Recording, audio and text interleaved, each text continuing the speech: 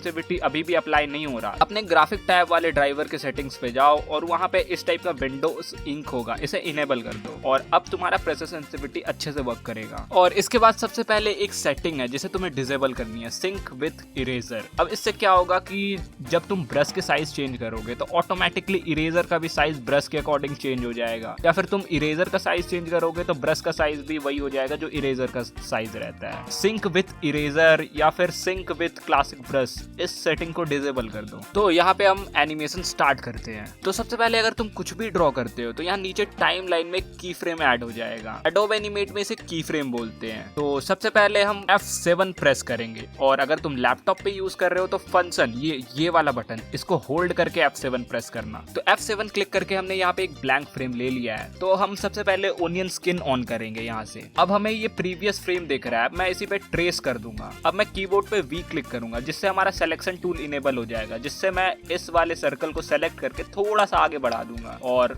फिर से F7 click करूंगा और टाइमलाइन पे एक और नया ब्लैंक की फ्रेम ऐड होगा। और मैं ऐसा करते करते एक बॉल एनिमेशन क्रिएट कर लूंगा। तो अगर तुमने बहुत सारे फ्रेम्स बनाए हैं तो तुम ओनियन स्किन की रेंज चेंज कर सकते हो कि कहाँ तक तुम्हें ओनियन स्किन देखना है, और ओनियन स्किन के सेटिंग पे राइट क्लिक करके एडवांस ऑप्शन पे जाके तुम और भी ज्यादा ओनियन स्किन के सेटिंग को छेड़छाड़ कर सकते हो। तो अब हमारा एनिमेशन बन चुका है। तुम इंटर क्लिक करके या फिर इस प्ले बटन को क्लिक करके तुम प्ले करके चेकआउट कर सकते हो। और कहानी शुरू होती है मलेशिया के समंदर के किनारे से, जहां पर कुछ बच्चे बीच पर अपने हाथ से बनाए हुए रैकेट से बैडमिंटन खेल रहे होते हैं, जिससे पता चलता है कि ये सब के सब बहुत गरीब हैं। इनके पास बैडमिंटन का रैकेट खरीदने तक के पैसे नहीं हैं। इन्हीं बच्चों में एक बच्चा होता है जिसका नाम ली चोंग है। तभी वहां पर ली के पिता आ जाते हैं, जिन्हें देखकर वो डर जाता है। दरअसल ली के पिता नहीं चाहते कि वो बैडमिंटन खेले, क्योंकि इस खेल को खेलने में सीखने में बहुत पैसे लगते हैं। वो चाहते हैं कि ली पढ़ाई करे और एक गवर्नमेंट ऑफिसर बने। वो ली को घर ले आते हैं, जहां ली अपने मॉम डैड, अपने दोनों भाई और अपनी बहन के साथ खाना खाता है। ली के डैड कहते हैं कि तुम सबको पढ़ाई में ध्यान देना है, खेल से दूर रहना है। आज मलेशिया और कोरिया का ओलंपिक बैडमिंटन का मैच भी होता है। ली के मॉम डैड उस मैच को देखने के लिए जाना चाहते हैं, क्योंकि इनके घर पर टीवी नहीं है। वो अपने बच्चों से कहते हैं कि तुम घर पर पढ़ाई करना, हम मैच देखने के लिए जा रहे हैं। ली भी इस मैच को देखना चाहता है, इसीलिए अपने मॉम डैड के जाने के बाद वो भी अपनी साइकिल से उस जगह जाता है जहां उसके मॉम डैड मैच देखने के लिए गए होते हैं। इस जगह पर बहुत भीड़ होती है। उसकी हाइट कम है, लेकिन तभी उसका भाई जो पहले से वहां पर होता है उसे अपने कंधे पर बिठाकर मैच दिखाता है। ली मैच को देखकर बहुत एक्साइट हो जाता है। वो देखता है कि किस तरह से लोग इन प्लेयर्स के लिए क्रेजी हैं। वो भी चाहता है कि एक दिन वो बैडमिंटन का प्लेयर बने, क्योंकि उसे बैडमिंटन खेलने का बहुत शौक है। मलेशिया इस गेम को हार जाता है। ली के डैड अपने दोनों बच्चों को यहाँ पर देख लेते हैं और अब ली अपने डैड से कहता है कि एक दिन मैं भी बैडमिंटन का बहुत बड़ा प्लेयर बनूंगा। ली के डैड कहते हैं कि ये अमीरों की गेम है, तुम्हें अपनी पढ़ाई पर ध्यान देना चाहिए, खेल कूद में तुम अपना टाइम वेस्ट कर रहे हो। पर ली ने मन ही मन में ठान लिया होता है कि वो एक दिन बैडमिंटन का बहुत बड़ा प्लेयर बनेगा, लेकिन कैसे, इस बारे में उसे कुछ नहीं पता। अगले दिन जब वो स्कूल जाता है तो वहां पर दो बच्चे बैडमिंटन खेल रहे होते हैं। ली भी उनके साथ खेलना चाहता है, लेकिन उसके पास ना तो रैकेट है और ना ही बैडमिंटन खेलने का कोई दूसरा सामान, इसीलिए वो बच्चे उसे अपने साथ नहीं खिलाते। ली जिस रास्ते से अपने घर जाता है उस रास्ते पर स्पोर्ट्स की एक शॉप पड़ती है। ली हमेशा उसे देखता है और आज वो शॉप के अंदर जाता है जहां पर शॉप का ओनर होता है। ली हर एक इक्विपमेंट को बहुत ध्यान से देख रहा होता है, लेकिन उसके पास पैसे नहीं है, इसीलिए वो कुछ भी खरीद नहीं सकता। शॉप का जो ओनर होता है वो इस बात को समझ जाता है। वो ली से कहता है कि तुम मेरे लिए बैडमिंटन के रैकेट में स्ट्रिंग्स को डालो, जिसके बदले मैं तुम्हें पैसे दूंगा। ली कहता है कि मुझे पैसे नहीं, बल्कि हर 5 रैकेट के बदले एक शटल चाहिए। शॉपकीपर उसकी बात सुनकर हैरान हो जाता है। वो उसकी बात मान जाता है और अब ली को पहली बार जिंदगी में उसकी अपनी शटल मिली है। वो अपने घर पर अपने दोस्त के साथ पेन से खेलता है, क्योंकि उसके पास कोई रैकेट नहीं है। वो हमेशा प्रैक्टिस करता रहता है, जिसके चलते उसके मार्क्स बहुत कम आते हैं। इसीलिए वो अपने घर नहीं जाता, बल्कि पास की एक एकेडमी में जाता है, जहाँ पर उसी की उम्र के बहुत सारे बच्चे आपस में मैच खेल रहे होते हैं। उनके साथ ली भी खेलना चाहता है, लेकिन उसके पास रैकेट नहीं है। यहाँ पर वो शॉपकीपर भी होता है, क्योंकि पहले वो भी खुद एक बैडमिंटन प्लेयर था। और अब वो जब देखता है कि ली वहाँ पर उदास है, तो वो ली को अपना रैकेट दे देता है, जिसके बाद ली एक बच्चे के साथ मैच खेलता है।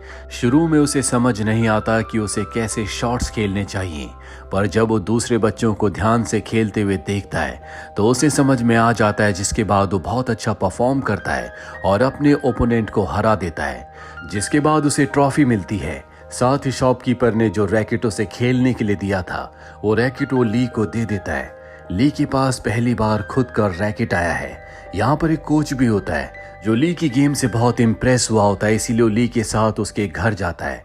घर पर ली के पिता होते हैं, जिन्हें ली के रिजल्ट के बारे में पता चल चुका है, इसीलिए गुस्से में वो उसके हाथ में जो रैकेट होता है उसे तोड़ देते हैं और साथ ही कहते हैं कि आज के बाद कभी खेलने मत जाना।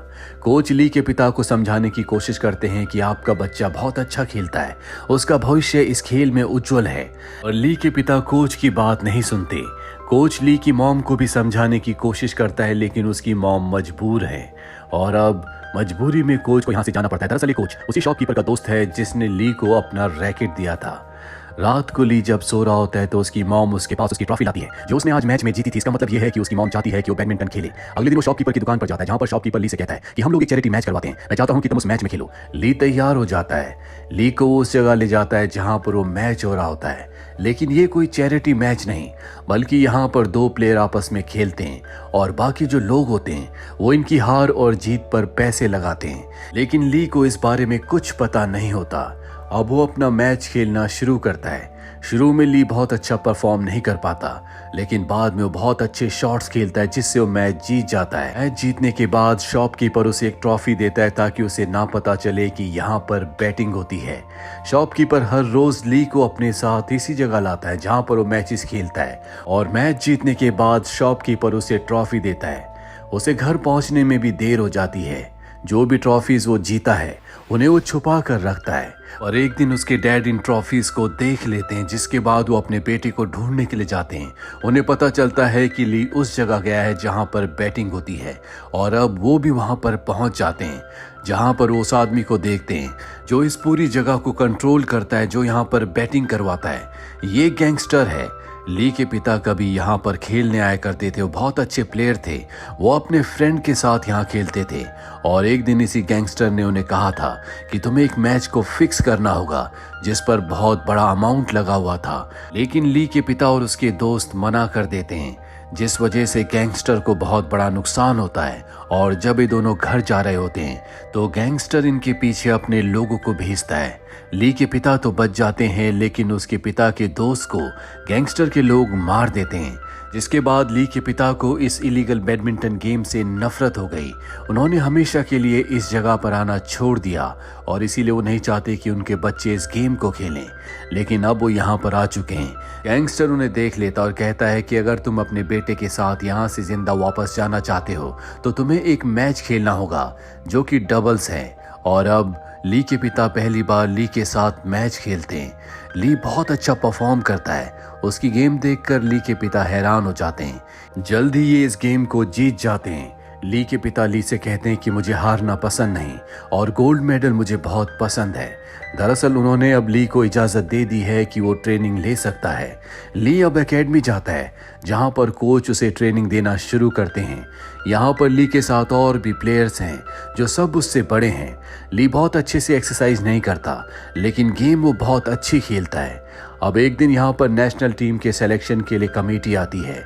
वो ली के गेम को देखते हैं जो कि बहुत ही अच्छा परफॉर्म करता है, लेकिन उसकी हाइट बहुत छोटी होती है, इसीलिए उसे सेलेक्ट नहीं किया जाता।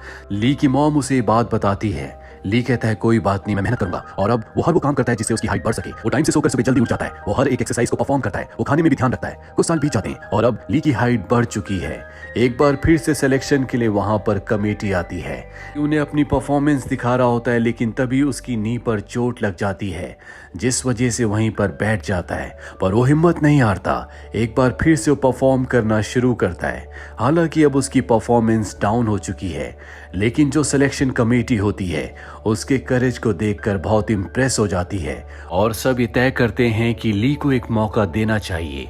उसका अब मलेशिया बैडमिंटन एकेडमी में सिलेक्शन हो गया है। उसके परिवार को जब ये बात पता चलती है तो सब बहुत खुश होते हैं। ली के पिता कहते हैं कि हर एक इंसान को ये मौका नहीं मिलता, तुम्हें अपने देश का नाम रोशन करना होगा। और अब वो एकेडमी पहुंच जाता है जहां पर हर एक प्लेयर नेशनल लेवल का होता है, जिन्हें ली ने सिर्फ टीवी में देखा है। उन्हीं के साथ अब उसे एक्सरसाइज करनी है, उन्हीं के साथ अब उसे प्रैक्टिस करनी है, जो कि उसके लिए बहुत बड़ी बात है। लेकिन एक्सरसाइज में अब भी वो बहुत कमजोर होता है, जिस वजह से हर कोई उसे बुली करता है, जिस वजह से जैंग नाम का एक लड़का हमेशा उसे बुली करता है, जिसकी गेम बहुत अच्छी है। अब एक दिन वो ली के साथ मैच करता है। इनकी शर्त ये होती है कि जो भी मैच हारेगा वो टॉयलेट को साफ करेगा। ये मैच ली हार जाता है। दूर से कोच ये सब कुछ देख रहे होते हैं, जिसके बाद वो ली को अपने ऑफिस में बुलाते हैं, क्योंकि ली के अलावा हर एक बच्चे की परफॉर्मेंस पहले से इम्प्रूव हो चुकी है। ली की गेम ज्यों की त्यों है। कोच कहते हैं कि तुम इस बात को कभी मत भूलना कि तुम किस बैकग्राउंड से आए हो। लोगों को तुमसे उम्मीदें हैं, खास तौर पर तुम्हारी मॉम को। और अब ली तय कर लेता है कि वो मेहनत करेगा। रात को जब सब प्लेयर सो जाते हैं तो वो कोर्ट पर अकेला प्रैक्टिस करता है। वो अच्छे से एक्सरसाइजेस करता है, अच्छे से खाना खाता है। यहाँ पर जूलिया नाम की एक लड़की है जिसे वो पसंद करता है। जूलिया भी उसे पसंद करती है और अब इन दोनों की दोस्ती भी हो जाती है। लेकिन वो लड़का जिसका नाम जैंग है, जिसने ली को हराया था, वो भी जूलिया को पसंद करता है। अब यहाँ अकेडमी में जितने भी बच्चे हैं उन सबको टूर्नामेंट के लिए ले जाया जा रहा होता है। हालांकि पहले ली का नाम इसमें था, लेकिन आखिरी मौके पर ली का नाम हटा दिया जाता है। उसे कहा जाता है कि तुम्हारी नी पर जो चोट लगी थी वो अभी अच्छे से रिकवर नहीं हुई। इस बात से ली का दिल टूट जाता है, वो बहुत निराश हो जाता है। इसके बाद वो अपने घर आता है जहां पर उसकी मॉम उसे समझाती है और अब वो अपने पुराने कोच से मिलने के लिए जाता है जिन्होंने बचपन से उसे ट्रेनिंग दी थी। वो वहां पर एक आदमी को ट्रेनिंग दे रहे होते हैं जो उनकी बेइज्जती कर रहा होता है। ये बात ली को बिल्कुल अच्छी नहीं लगती और वो उस आदमी को चैलेंज कर देता है। वो आदमी कहता है कि मैं तुम जैसे छोटे बच्चों के साथ नहीं खेलता। ली कहता है कि तुम खेल भी नहीं सकते। और अब इन दोनों के बीच में मैच होता है। ली पहले मैच में उसे बुरी तरह से हरा देता है। वो आदमी पूछता है कि तुम कौन हो। वो कहता है कि जल्दी तुम्हें पता चल जाएगा। वहीं वो टीम जो कि टूर्नामेंट खेलने के लिए गई थी, वो टीम जीत जाती है। सब के सब बहुत खुश होते हैं और अब कोच कहते हैं कि ली जैंग के साथ प्रैक्टिस मैच खेलेगा। लेकिन मैच शुरू होने के कुछ ही देर बाद ली के नी में पेन होना शुरू हो जाता है, जिससे कोच को समझ में आ जाता है कि उसने रेस्ट नहीं किया, इसीलिए गेम को वहीं पर खत्म कर दिया जाता है। साथ ही अब ली का जूलिया के साथ ब्रेकअप हो जाता है। ली की जिंदगी में कुछ अच्छा नहीं चल रहा। एक दिन जब वो रनिंग कर रहा होता है तभी उसे बताया जाता है कि कोच की वाइफ उसे बुला रही है। वो कोच की वाइफ के पास जाता है, जहां पर कोच की वाइफ उसे बताती है कि हमारा एक बेटा था, दिखने में बिल्कुल तुम्हारी तरह था। उसे कोच एक बैडमिंटन प्लेयर बनाना चाहते थे, लेकिन उसने अपने ऊपर बहुत ज्यादा प्रेशर लिया।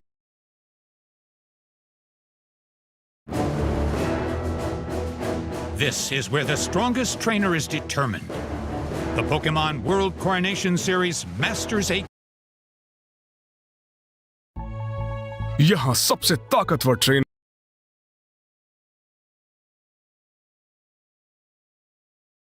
I'm really enjoying our date, Genu.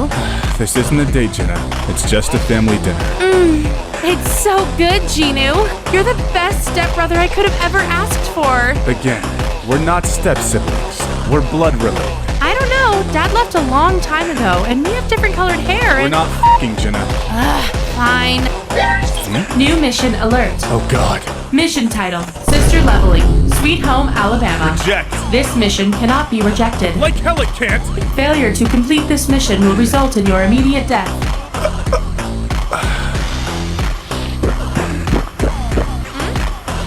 No one hears about this. No one will hear except the neighbors. God, I hope you're adopted.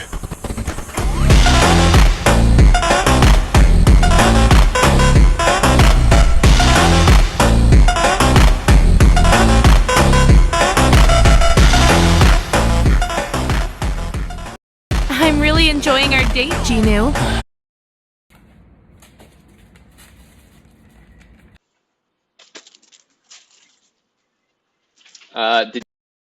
Bro shorts creator कमाते कैसे, अर्निंग लो है? बहुत आसान है भाई, शॉर्ट्स बनाओ, उसके बाद दिल्ली जाओ। दिल्ली में ना एक टाइप की रोड आती है, वहां पे जाके खड़े हो जाओ, बाहर ना एसयूवी आएंगी, उनके अंदर जाओ, वो तुम्हें ना ऐसे 2-2 हजार रुपए बंदा घर में Enemies ahead.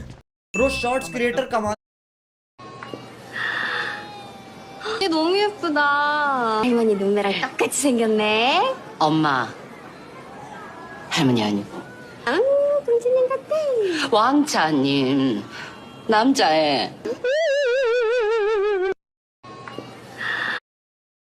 Don't you want me like I want you, baby? Don't you need me like I need you now? See tomorrow, but tonight go crazy. All you gotta do is just meet me at the 아파트, 아파트, 아파트, 아파트, 아파트, 아파트. Don't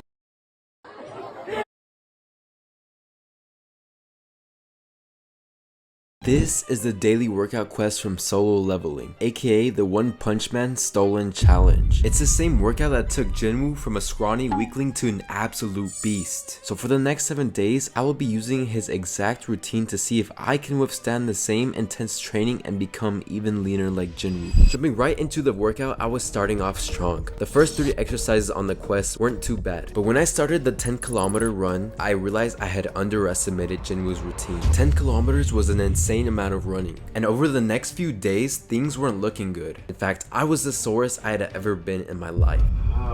Normal things like standing up and walking throughout the day was extremely painful, so I decided to eat a ton of protein and experiment with different recovery methods, and fortunately I was able to recover by day 6. And after completing 7 days in a row of doing Jinwoo's workout, I had improved my 10 kilometers by over 12 minutes, and my physique became a bit leaner and my calves had even grown.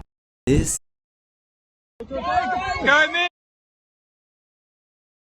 I'm really enjoying our date, Ginu. This isn't a date, Jenna. It's just a family dinner. It's so good, Ginu. You're the best stepbrother I could have ever asked for. Again, we're not step siblings. We're blood related. I don't know. Dad left a long time ago, and we have different colored hair. We're And not f***ing Jenna. fine. New mission alert. Oh God. Mission title: Sister Leveling, Sweet Home, Alabama. Reject. This mission cannot be rejected. Like hell it can't. Failure to complete this mission will result in your immediate death.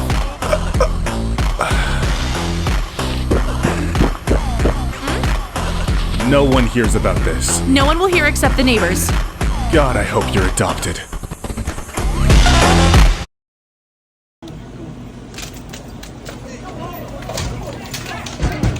Hey yo, come try this new Smoky's Croissant Burger. Literally the best burger in all of Canada. Just came out this week. Look at these guys. They're going nuts for this burger. They're going nuts for this burger. Excuse me? What? I was just catcalling. That's so rude. How else am I supposed to call a pussy cat?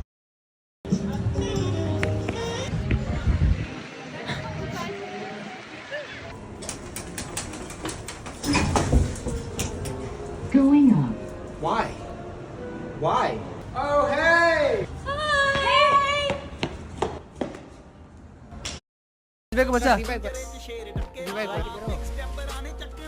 भाई मेरे को बाहर निकलते ही पता नहीं, but उनकी team में ना मेरे को दिखता भी नहीं है, वो 150 मार दे रहा है। मेरे से अच्छा स्नाइपिंग कर रहा है वो। देखो देखो भाई, देखो भाई, वो मेरे को नहीं दिखा और मैं कैसे मर गया। I can give you this roast pork bun, or I can double it and give it to the next person. You can double it. I can give you 2 roast pork buns, or I can double it and give it to the next person. I just ate. I can give you 4 buns, so I can double it and give it to the next person. Double it. I can give you 8 roast pork buns, so I can double it and give it to the next person.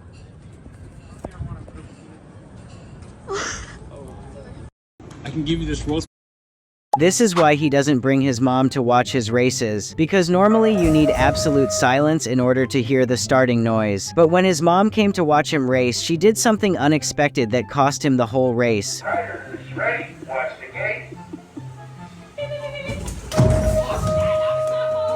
Could your mom do that? This is why he...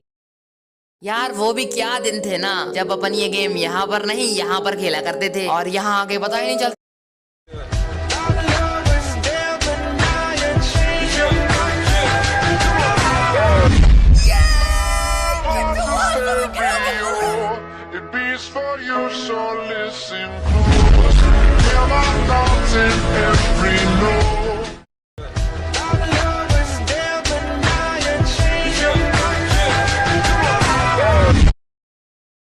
When you know she's going through a rough day.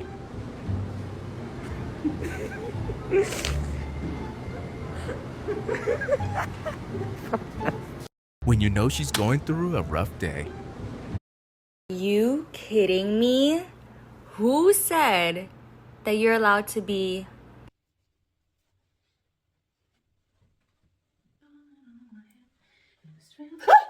Mom, we've talked about this.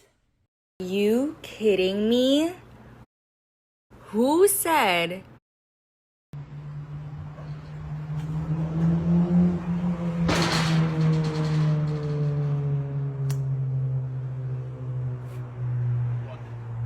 you have the video on? Yeah. Oh, good. Watch it. What? Check it out.